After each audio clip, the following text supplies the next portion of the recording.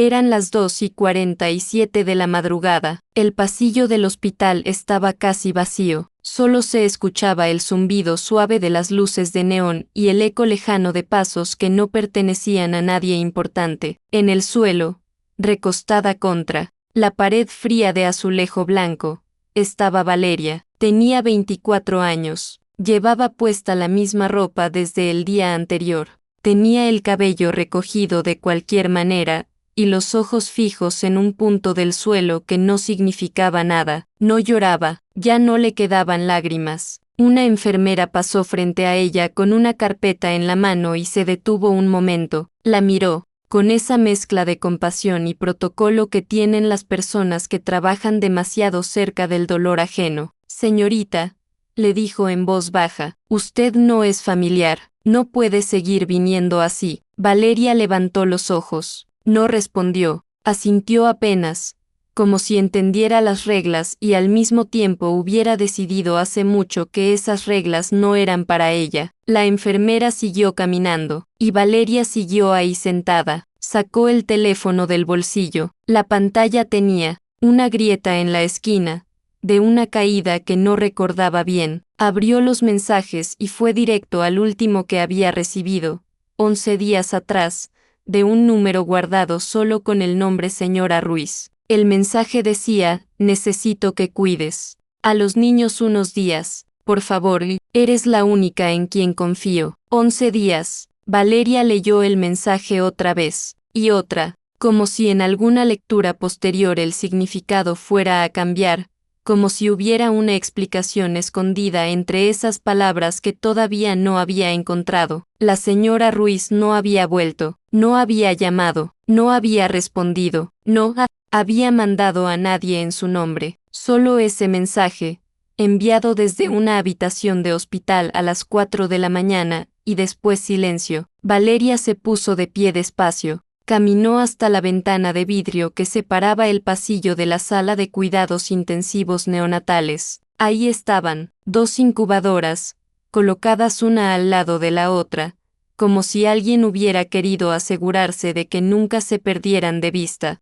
el uno al otro. 2 niños pequeños, tan pequeños que la primera vez que Valeria los vio sintió que el corazón se le encogía hasta un tamaño que no creía posible. Lucas y Mateo, nacidos a las 32 semanas, llegaron al mundo antes de que el mundo estuviera listo para recibirlos, o tal vez antes de que ellos estuvieran listos para recibirlo a él, conectados a cables y monitores que parpadeaban en verde y amarillo, con esa respiración que a veces parecía un esfuerzo demasiado grande para unos pulmones tan nuevos. Valeria puso la palma de la mano contra el vidrio. Lucas, el que dormía, siempre con la cabeza ladeada hacia la derecha, movió los dedos. Solo eso, un gesto tan pequeño que cualquier otra persona no lo habría notado, pero Valeria lo notó. Valeria siempre lo notaba. No puedo dejarte, susurró. No se lo dijo solo a él, no se lo dijo solo a Mateo,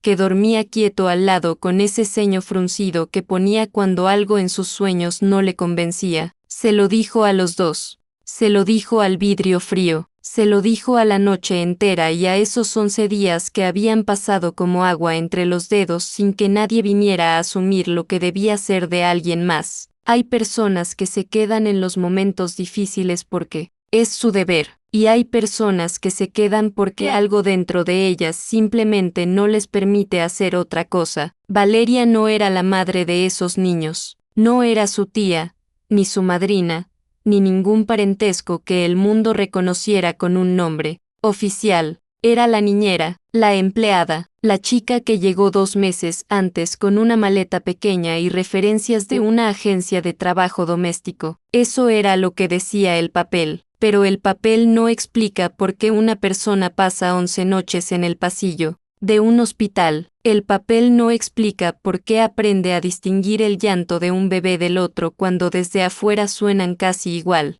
El papel no explica ese nudo que se forma en el pecho cuando ves una incubadora y sientes, sin poder evitarlo, que esos niños te necesitan de una manera que va más allá de cualquier contrato. Valeria apoyó la frente contra el vidrio, respiró, despacio, y en ese silencio que solo existe a las 3 de la mañana en los hospitales. Algo en ella tomó una decisión que no necesitó palabras, ni razones, ni permiso de nadie. Iba a quedarse, sin importar lo que eso costara, sin importar lo que había detrás del mensaje de la señora Ruiz, de su ausencia, del nombre del señor Rodrigo que los médicos mencionaban cada vez con una incomodidad más difícil de ignorar. Había algo en esta historia que Valeria todavía no entendía del todo, pero lo que sí entendía, con una claridad que le calentaba el pecho en medio de ese pasillo frío, era esto: esos dos niños habían llegado al mundo sin pedirlo, antes de tiempo, rodeados de silencio donde debería haber habido voces familiares, y mientras ella pudiera evitarlo, no iban a estar solos. 3 meses antes de esa madrugada en el pasillo, Valeria llegó a la casa de los Ruiz con una maleta mediana y los nervios bien guardados detrás de una sonrisa profesional. La agencia le había dado un resumen breve. Familia de buen nivel económico, señora embarazada de gemelos. Necesitan a alguien de confianza, con experiencia, discreta. Valeria tenía todo eso, o al menos eso era lo que decía su expediente. Lo que el expediente no decía era por qué una mujer de 24 años, sin hijos, sin pareja, sin deudas aparentes, había decidido dedicarse a cuidar a los hijos de otras personas con una entrega que a veces asustaba un poco incluso a ella misma. Eso era algo que Valeria no le contaba a nadie. La casa era grande, demasiado grande para 2 personas, techo alto, muebles caros, jardín simétrico que parecía diseñado para ser visto desde afuera más que disfrutado desde adentro. Todo estaba en su lugar con esa perfección que no resulta acogedora sino un poco fría, como una fotografía de revista que nadie habita de verdad. Rodrigo Ruiz la recibió en la entrada. Traje oscuro, sonrisa correcta, apretón de manos firme. Le explicó las reglas de la casa con la misma eficiencia con que probablemente dirigía sus reuniones de negocios. Horarios, espacios, expectativas. Todo muy claro, todo muy medido. Carmen apareció al final del pasillo. Llevaba un vestido suelto de color crema y caminaba con esa lentitud característica de los últimos meses de embarazo, como si el cuerpo le pidiera permiso para cada paso. Era delgada, de facciones suaves, con el cabello oscuro recogido hacia un lado. Tenía los ojos de alguien que sonríe con la boca pero piensa con mucho cuidado antes de hacerlo con los ojos. Bienvenida, le dijo. Su voz era tranquila, casi demasiado tranquila, y Valeria, que llevaba años leyendo los silencios de las casas ajenas, sintió algo en ese primer momento que no supo nombrar. No era peligro exactamente, era más parecido a la tensión que existe en un hilo cuando está demasiado estirado, una calma que requiere esfuerzo para mantenerse. Los primeros días fueron de adaptación. Valeria aprendió los ritmos de la casa, aprendió que Rodrigo desayunaba antes que Carmen, que comía solo, que cuando llegaba por las tardes el ambiente cambiaba de una manera que era difícil de señalar con el dedo pero muy fácil de sentir en el cuerpo, una especie de contención general, como si todos en la casa, incluidas las paredes, aprendieran a ocupar menos espacio cuando él estaba. Aprendió también que Carmen era inteligente, mucho más de lo que mostraba, leía,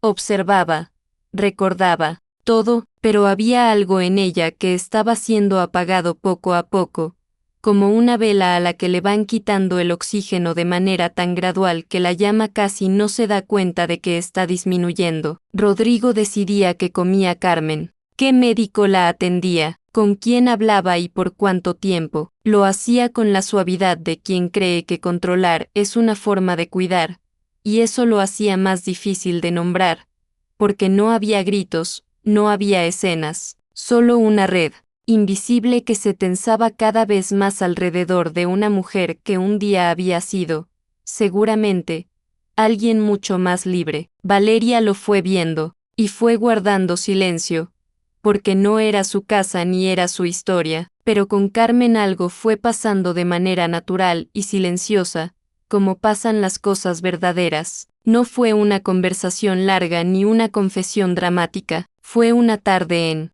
la cocina, mientras Valeria preparaba una infusión y Carmen miraba por la ventana con esa expresión de quien está viendo algo que no está ahí. Fue un comentario pequeño, una observación sobre el clima que en realidad no era sobre el clima, y Valeria respondió de una manera honesta, sin calcular, y algo entre ellas se acomodó en un lugar diferente. Desde ese día, Carmen empezó a hablarle, en fragmentos, siempre que había espacio, siempre que la casa lo permitía, una mano sobre el brazo de Valeria cuando Rodrigo salía de la habitación, una mirada que valía más que una frase entera, pequeñas verdades que Carmen dejaba caer como quien suelta piedras en el agua para ver si alguien las escucha hundirse. Valeria las escuchaba todas. Una noche, faltando pocas semanas para el parto, Carmen le pidió que se sentara a su lado en el cuarto de los bebés. El cuarto estaba casi listo, 2 cunas blancas, una lámpara con nubes de colores, el olor nuevo de la pintura fresca mezclado con algo parecido a la esperanza. Carmen puso las 2 manos sobre su vientre y estuvo un momento en silencio. Luego dijo, sin mirar a Valeria directamente, como si las palabras fueran más fáciles de soltar así, mirando hacia adelante, si algo me pasa después de que nazcan, prométeme que no los vas a dejar. Valeria sintió un frío que no venía de ninguna ventana abierta, se rió un poco, suave, intentando aligerar el momento. Le dijo que no iba a pasarle nada, que ya faltaba poco, que pronto iba a tener a sus 2 niños en brazos y todo iba a verse diferente. Carmen giró la cabeza y la miró, y en esa mirada no había exageración ni drama, había algo mucho más serio, había la claridad de alguien que ha pensado mucho en algo y ha llegado a una conclusión que no le gusta pero que acepta. Valeria dejó de reírse, prometió, no porque supiera que estaba prometiendo exactamente, sino porque Carmen la estaba mirando de esa manera, y porque hay momentos en los que la única respuesta honesta que existe es decir que sí. Lo que Valeria no supo en ese momento era que esa promesa no era solo sobre los gemelos, era también sobre ella misma, sobre algo que cargaba desde hacía 2 años y que nunca le había contado a nadie, una historia que vivía en el espacio entre sus costillas como algo que duele cuando el clima cambia, algo que nunca termina de sanar del todo pero con lo que aprendes a respirar alrededor. Valeria había tenido un hijo, se llamaba Emilio, llegó al mundo a las 31 semanas, pequeño y urgente y lleno de una voluntad que su cuerpo todavía no podía sostener. Vivió 9 días, 9 días en los que Valeria aprendió el peso exacto de un amor que no tiene tiempo de construirse despacio sino que llega de golpe, completo, sin manual ni preparación, y después aprendió el peso de su ausencia. No había hablado de Emilio con nadie en esa casa, no hablaba de él casi con nadie, en ningún lugar. Pero Emilio estaba presente cada vez que ella ponía una mano sobre el vientre de Carmen y sentía el movimiento de una patada desde adentro. Estaba presente cuando miraba las cunas blancas del cuarto y pensaba, sin poder evitarlo, en otra cuna, que nunca llegó a usarse. Estaba presente cuando, semanas después, se quedaría parada frente a 2 incubadoras en el piso de neonatología, mirando a 2 niños que no eran suyos y sintiéndolos, de todas formas, como si lo fueran. La promesa que le hizo a Carmen esa noche en el cuarto de los bebés no era solo una promesa de niñera a empleadora, era una promesa de una mujer que sabía, mejor que nadie, lo que significa que un niño pequeño llegue al mundo y no encuentre los brazos que debería encontrar. Era la promesa que ella misma hubiera querido que alguien le hiciera a Emilio, y eso, aunque todavía no lo sabía del todo, era lo que la iba a mantener de pie en los días más difíciles que estaban por venir. El parto llegó de noche, como llegan muchas de las cosas que cambian todo. No hubo señales dramáticas ni tiempo para prepararse, solo Carmen despertando de golpe a las 11 de la noche, con una respiración distinta, y Valeria que estaba leyendo en su cuarto y escuchó algo en el silencio de la casa que le dijo que tenía que levantarse. Rodrigo estaba en viaje de negocios. Había salido esa mañana con la maleta perfectamente hecha y la agenda perfectamente organizada, como siempre. Le había dicho a Carmen que estaría de regreso en 3 días, que todavía faltaban semanas, que no había de qué preocuparse, pero los bebés no consultaron la agenda de nadie. Valeria llamó a la ambulancia, recogió la bolsa que Carmen tenía preparada desde hacía un mes, y le tomó la mano en el asiento trasero durante todo el trayecto. Carmen apretaba fuerte, muy fuerte, y no decía nada, solo respiraba con esa concentración total de quien está haciendo el trabajo más importante de su vida. En el hospital todo ocurrió rápido y lento al mismo tiempo, como suele ocurrir en los momentos que después se recuerdan como si fueran de otra persona. Lucas nació primero, lloró de inmediato, un sonido delgado y urgente que llenó la sala de una manera desproporcionada para algo tan pequeño. Mateo llegó 2 minutos después, más callado, como si ya hubiera aprendido de su hermano que el mundo era ruidoso y hubiera decidido guardar sus fuerzas. Valeria estaba en la sala, la dejaron quedarse porque no había nadie más. Vio a los 2 niños por un segundo antes de que los llevaran a neonatología. Un segundo fue suficiente para que algo en ella se rompiera y se reconstruyera al mismo tiempo, en un orden diferente al que tenía antes. Luego vino lo que nadie esperaba. Carmen comenzó a sangrar de una manera que cambió el tono de las voces. En la sala, Valeria fue movida hacia un lado con amabilidad pero con firmeza. Las puertas se cerraron, y ella quedó afuera, en un pasillo que de repente se sentía demasiado estrecho, sin saber qué hacer con las manos ni con el miedo que le subía por el pecho como agua fría. Pasó 1 hora, tal vez más. El tiempo en los hospitales no se mide. Igual, finalmente un médico salió y le dijo que Carmen estaba estable, que habían podido controlar la situación, que estaba siendo trasladada a cuidados intensivos y que por el momento no podía recibir visitas. Valeria asintió, preguntó por los bebés. Le dijeron que estaban en la unidad neonatal, que eran prematuros pero que los signos eran alentadores, que iban a necesitar tiempo. Tiempo, todo en esa noche se resumía en esa palabra. Fue entonces, antes de que la sedaran, completamente, cuando Carmen la llamó. Valeria entró a la habitación y Carmen la miró desde la camilla con unos ojos que ya estaban pesados pero que todavía tenían dentro esa claridad que la había caracterizado desde el principio. Extendió la mano y cuando Valeria se la tomó,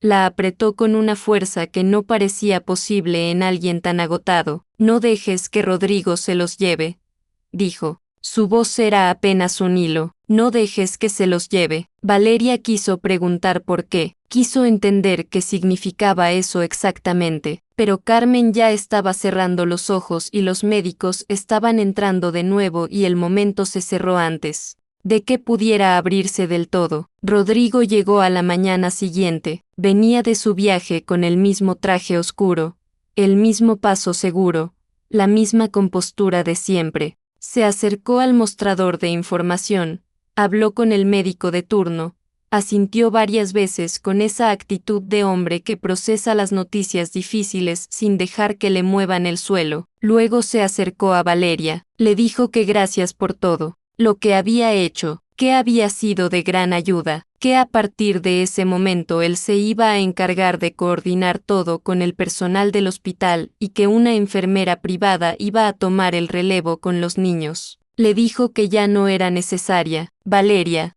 escuchó cada palabra, notó la cortesía calculada, la forma en que todo estaba dicho de manera que no dejara espacio para discutir. Notó también algo más difícil de nombrar, una prisa muy cuidadosamente disimulada, como si no quisiera que ella siguiera cerca no porque sobrara, sino porque sabía algo. Dijo que entendía, asintió con educación, recogió sus cosas, y se fue, pero volvió al día siguiente. La enfermera privada nunca apareció. Los niños seguían en la unidad neonatal sin más visitas que las del personal médico. Rodrigo pasaba brevemente, firmaba lo que había que firmar, y desaparecía. No se quedaba, no preguntaba por los detalles que preguntan los padres que tienen miedo por sus hijos. No aprendía los nombres de las enfermeras que cuidaban a Lucas y a Mateo cada noche. Valeria sí los aprendió. Se llamaban Sofía y Renata, trabajaban turnos alternos. Y al tercer día de ver a Valeria aparecer puntualmente ya no le pedían que se identificara antes de dejarla pasar al pasillo. Fue Sofía quien una tarde la miró con esa honestidad directa de la gente que trabaja en hospitales y ha aprendido a no perder el tiempo con rodeos. Usted no va a dejar de venir, ¿verdad?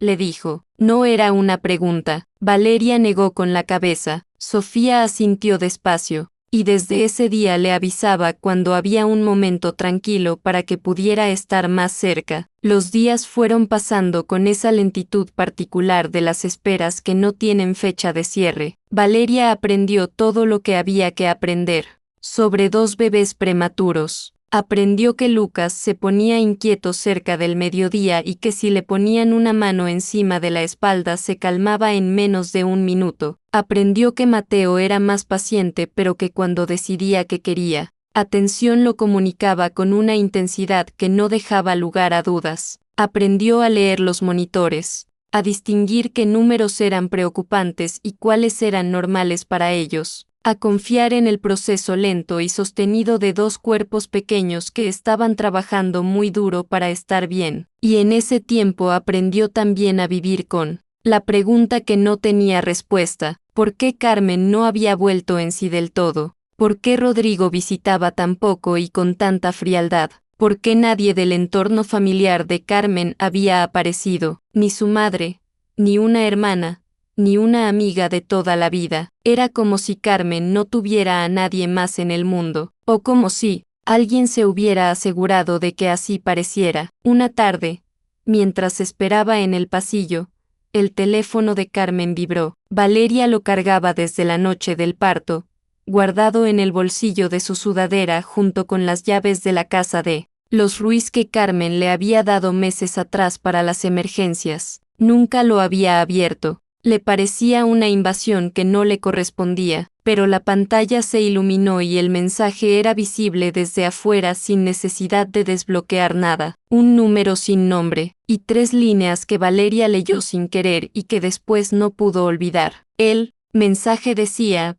él ya sabe lo de los documentos. Sal de ahí mientras puedas. Valeria se quedó inmóvil. Releyó las palabras. 1 vez, 2 veces. Intentó encontrar una interpretación tranquila, una explicación sencilla, algo que le permitiera guardar el teléfono de regreso en el bolsillo y seguir esperando en el pasillo como si no hubiera visto nada. No encontró ninguna, porque las palabras eran las que eran, y Carmen estaba inconsciente en cuidados intensivos. Y Rodrigo era el único que sabía que ese teléfono existía y que Valeria lo tenía, y de repente la promesa que había hecho semanas atrás en un cuarto con 2 cunas blancas y olor a pintura nueva dejó de sentirse como una promesa entre 2 mujeres y empezó a sentirse como algo mucho más serio, como una responsabilidad, como el único hilo que conectaba a 2 niños recién nacidos con alguien que realmente estaba mirando por ellos. Valeria guardó el teléfono, respiró despacio, y esa noche, por primera vez desde que todo había comenzado,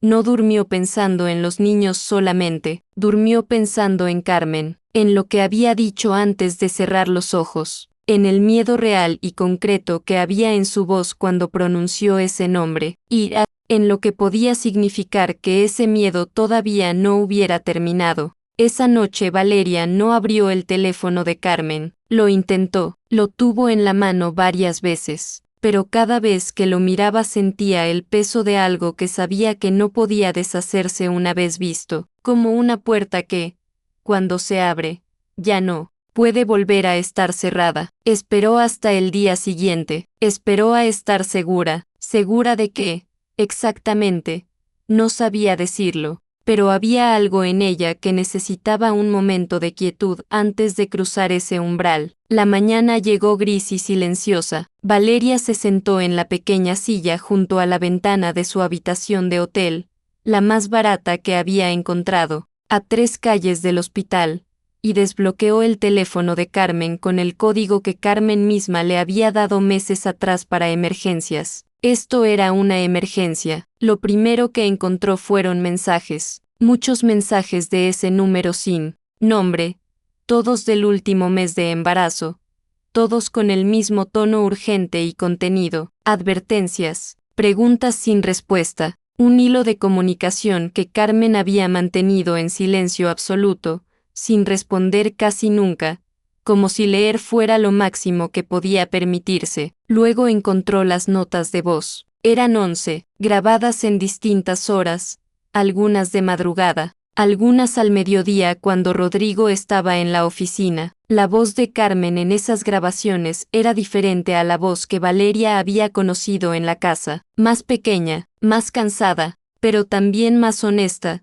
con esa honestidad que solo aparece cuando una persona habla sin audiencia, cuando cree que nadie la está escuchando excepto ella misma. Valeria se puso los audífonos y escuchó. Carmen hablaba de cosas concretas, fechas, números, movimientos de dinero que no coincidían con lo que ella sabía de sus finanzas compartidas, cuentas que habían sido vaciadas sin su firma, propiedades que habían cambiado de nombre, decisiones tomadas a sus espaldas con una sistematicidad que no era descuido sino intención. Hablaba de una póliza de seguro, tomada a nombre de ella, con Rodrigo como único beneficiario, firmada 8 meses atrás, justo cuando quedó embarazada. La voz de Carmen no temblaba al decir esto, lo decía con la calma de alguien que ha procesado algo durante mucho tiempo y ha llegado al otro lado del miedo, a ese lugar donde las cosas se ven con una claridad que duele pero que ya no sorprende. En la última grabación,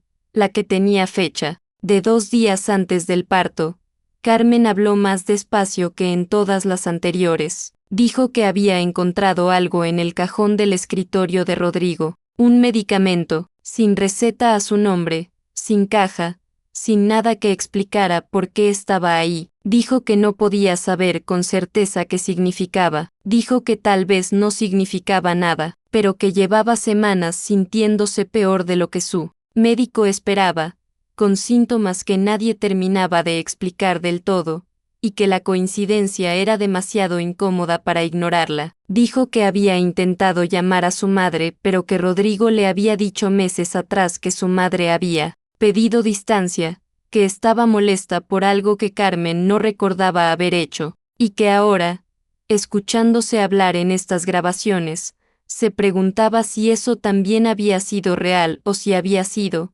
como tantas otras cosas, una versión de la realidad construida con mucho cuidado por alguien que sabía exactamente cómo usarla. Dijo, al final, que había actualizado su testamento, que había dejado todo a sus hijos, que el único acceso a esos recursos, incluyendo los documentos que había ido reuniendo, quedaba protegido bajo condiciones que Rodrigo no podía controlar sin que quedara registro, y que por eso tenía miedo, porque él lo iba a descubrir, y cuando lo descubriera, la única manera de recuperar el control era quedarse con la custodia de los niños, no porque los amara, sino porque ellos eran la llave. La grabación terminó. Valeria se quitó los audífonos muy despacio, se quedó mirando la pared de la habitación durante un tiempo que no supo medir, procesando, ordenando, intentando construir con todas esas piezas una imagen que tuviera sentido, aunque el sentido que tenía era el peor de los posibles. Pensó en Carmen diciéndole, en el cuarto de los bebés, que prometiera quedarse con ellos. Pensó en la mirada de esa noche, tan seria, tan distinta a la de una mujer que simplemente tiene miedo de un parto difícil. Carmen no había tenido miedo del parto. Carmen había sabido, con mucha más claridad de lo que Valeria había entendido, entonces, lo que podía venir después, y había elegido a Valeria, no a un abogado, no a una autoridad, no a alguien con poder o recursos, a una mujer que llevaba 2 meses en su casa y que la había mirado a los ojos sin juicio y sin prisa y había estado presente de una manera que, en la vida de Carmen, se había vuelto escasa. El peso de esa elección cayó sobre Valeria de una manera que la dejó sin aire por un momento, y luego, cuando el aire volvió, algo en ella se reorganizó. porque había algo más que entender, algo que tenía que ver con ella misma y con por qué ese peso no la aplastaba, sino que, al contrario, le daba una dirección. Valeria pensó en Emilio, lo pensó con más claridad que de costumbre, sin el dolor sordo y cotidiano con el que normalmente cargaba su recuerdo, con algo más parecido a la gratitud, aunque era una gratitud extraña, la clase que solo existe en los lugares más complicados del corazón. Emilio le había enseñado lo que significa amar a alguien que no puede protegerse solo. Le había enseñado que ese amor no pide permiso ni espera condiciones, que llega, y cuando llega, ya no importa si tiene sentido desde afuera. Lucas y Mateo no eran Emilio, eso lo sabía, lo había sabido siempre, pero el amor que sentía por ellos era real, era suyo, y no iba a disculparse por eso ni iba a doblegarse ante ningún argumento legal o social que intentara decirle que no le correspondía sentirlo. Esa tarde,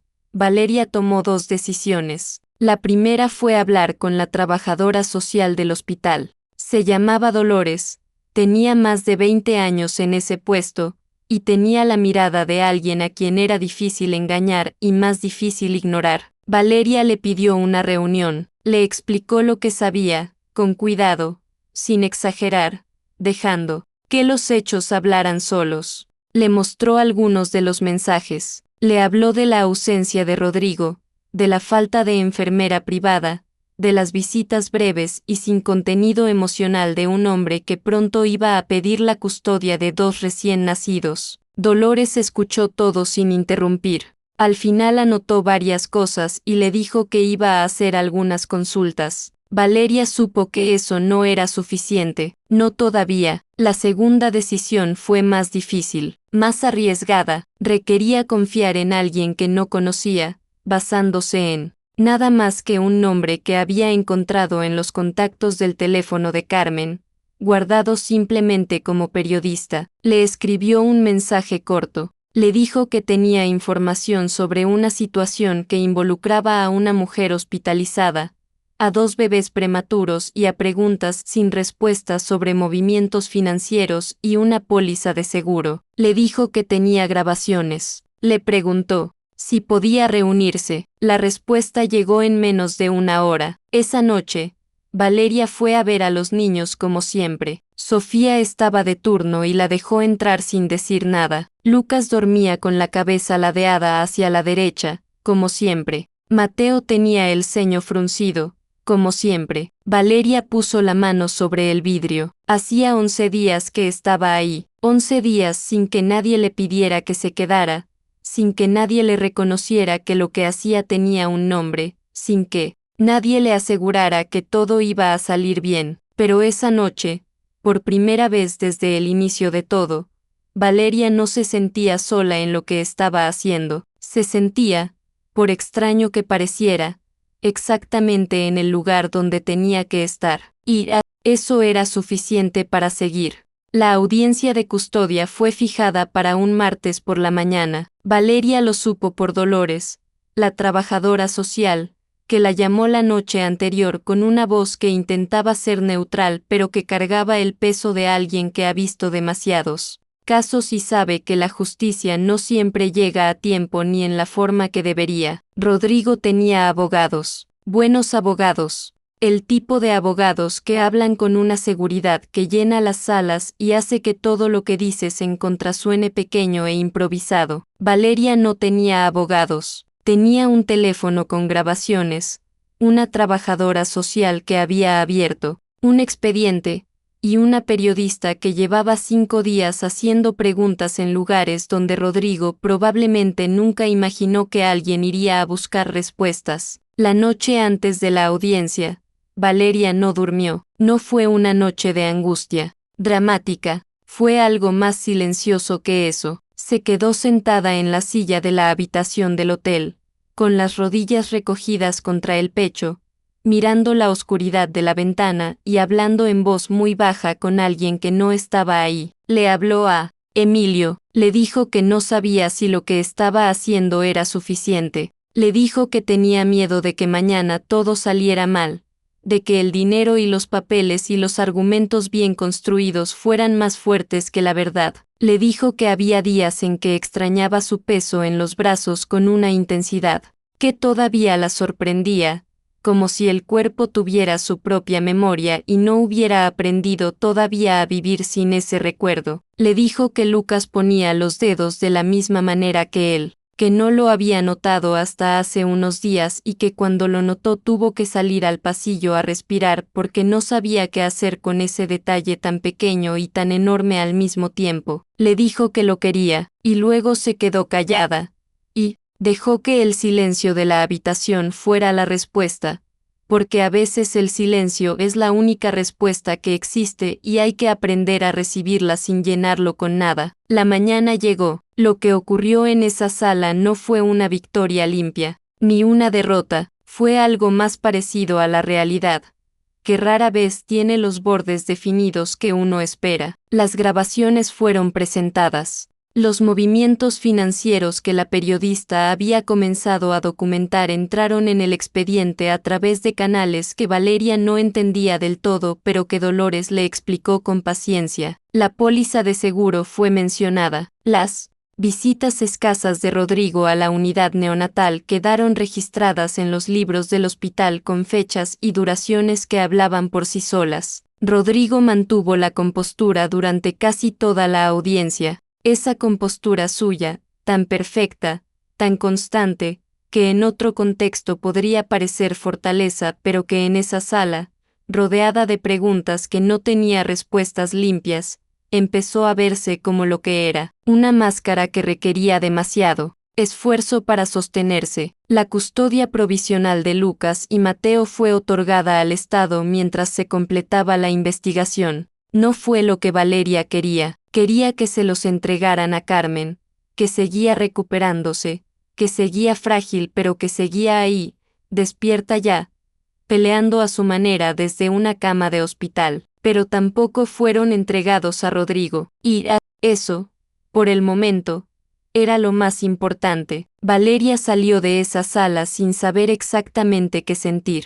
Caminó por el pasillo del edificio con los pasos lentos de alguien que ha estado conteniendo algo durante mucho tiempo y todavía no sabe si es seguro soltarlo. Dolores la alcanzó en la puerta. Hizo lo que pudo, le dijo, y lo que pudo fue bastante. Valeria asintió. No encontró palabras para ese momento, y tampoco las buscó. Esa tarde fue al hospital. Carmen estaba sentada en la cama por primera vez, incorporada, con almohadas detrás de la espalda y una taza de algo caliente entre las manos. Seguía pálida, seguía delgada con esa delgadez de quien ha perdido peso de una manera que el cuerpo todavía no ha procesado del todo, pero tenía los ojos abiertos con esa claridad que Valeria recordaba de las tardes en la cocina, de las conversaciones en voz baja cuando Rodrigo no estaba. Carmen levantó la vista cuando Valeria entró. Ninguna de las dos habló durante un momento. Luego,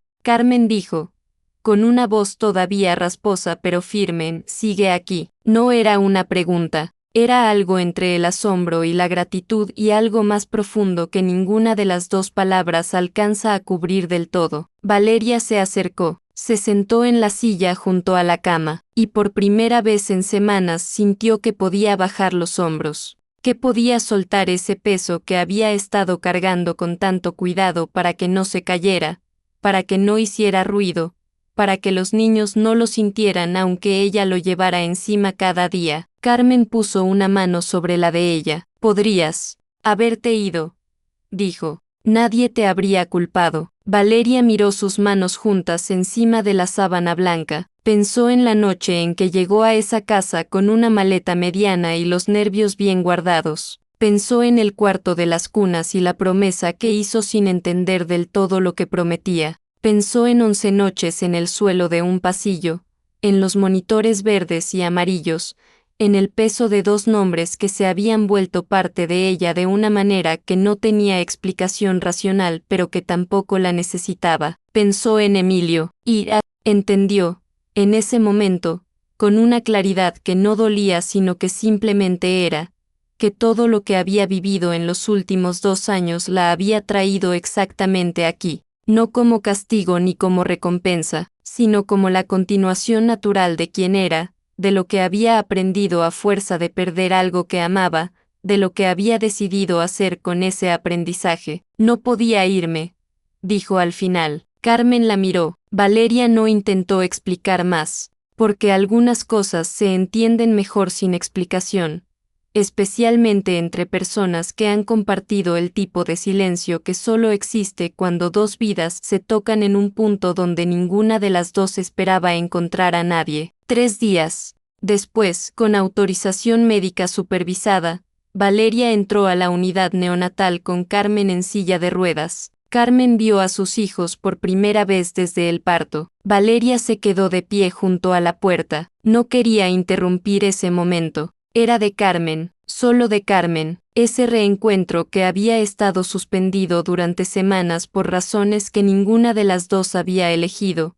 Ese momento en que una madre pone finalmente los ojos en los hijos que sabe que existen pero que todavía no ha podido sostener del todo. Carmen lloró. Lloró de una manera que no tiene nombre exacto, que no es solo tristeza ni solo alegría, sino algo que incluye todo lo anterior y también el cansancio y el miedo y el alivio y la determinación de quien ha estado al borde de muchas cosas y ha elegido, en cada una de ellas, seguir. Lucas frunció el ceño. Mateo abrió los ojos un momento y los volvió a cerrar, como si hubiera visto lo que necesitaba ver y pudiera descansar tranquilo. Valeria sonrió desde la puerta. Fue una sonrisa, pequeña, del tipo que no necesita audiencia, la clase de sonrisa que una persona se da a sí misma cuando algo que ha costado mucho finalmente encuentra su lugar. Al salir del hospital esa tarde, Valeria caminó sola por la calle. Era temprano, la luz del final de la tarde caía de lado sobre